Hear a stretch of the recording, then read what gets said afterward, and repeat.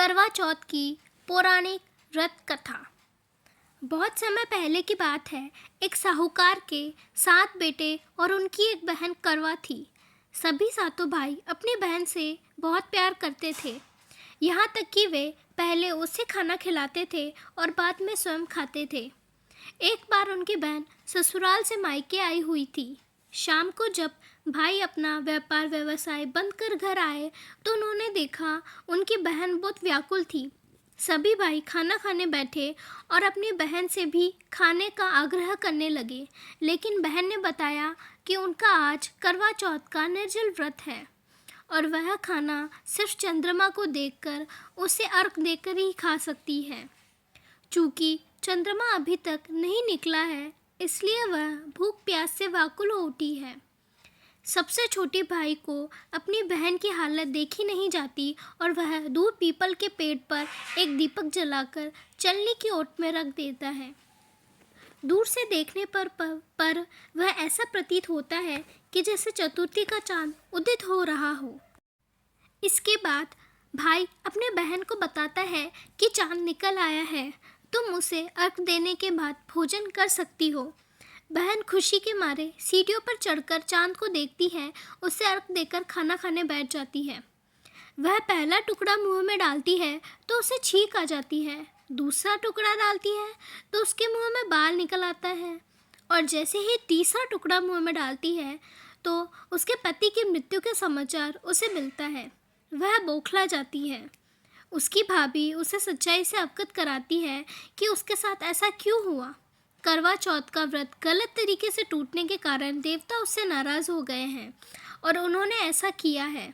सच्चाई जानने के बाद करवा निश्चय करती है कि वह अपने पति का अंतिम संस्कार नहीं होने देगी और अपने सतीत्व से उन्हें पुनर्जीवन दिलाकर रहेगी। वह पूरे 1 साल तक अपने पति के शव के पास बैठी रहती है, उसकी देखभाल करती है। उसके ऊपर उगने वाली सुई नुमा घास को वह एकत्रित करती है। 1 साल बाद जब फिर करवा चौथ का दिन आता है, उसकी सभी भाभियाँ करवा चौथ का व्रत रखती हैं।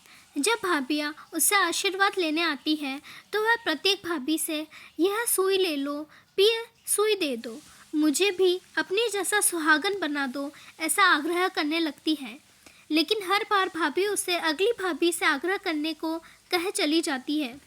इस प्रकार जब 6ठे नंबर की भाभी आती है तो उसे करवा उससे भी यही बात दोहराती है। यह भाभी उसे बताती है कि चूँकि सबसे छोटे भाई की वजह से उनका व्रत टूटा था, अतः उनकी पत्नी में ही शक्ति है कि वह तुम्हारे पति को दोबारा जीवित कर सकती है। इसलिए वह जब आए तो तुम उन्हें पकड़ लेना और जब तक तुम्हारे पति को जिंदा ना कर दे उसे छोड़ना नहीं, ऐसा कहकर चली जाती है। सबसे अंत में छोटी भाभी आती है। करवा उनसे भी सुहागन बनने का आग्रह करती है, लेकिन वह टाम टटोली करने लगती है। इसे देखकर करवा उन्हें ज़ोर से पकड़ लेती है और अपने सुहाग को जिंदा करने को कहती है। भाभी उसे छुड़ाने के लिए नोचती है, खटोसती है, लेकिन करवा नहीं छोड़ती है। अंत में उनकी तपस्या को देखकर भाभी परिस जाती है और अपनी छोटी उंगली को चीरकर उनमें से अमृत अपने पति के मुंह में डालने को कहती है। करवा का पति तुरंत श्री गणेश कहता हुआ उठ बैठता है। इस प्रकार प्रभु कृपा से उनकी छोटी भाभी के माध्यम से करवा को अपना सुहाग वापस मिल जाता है। हे श्री गणेश, माँ गौरी, जिस प्रकार करवा को चीर सुहागन का वरदान आपसे मिला है, वैसा ही सभी सुहागनियों को मिले। धन्यवाद। अगर आपको यह कथा पसंद आई तो कमेंट सेक्शन में करवा माता की जय ज़रूर लिखें।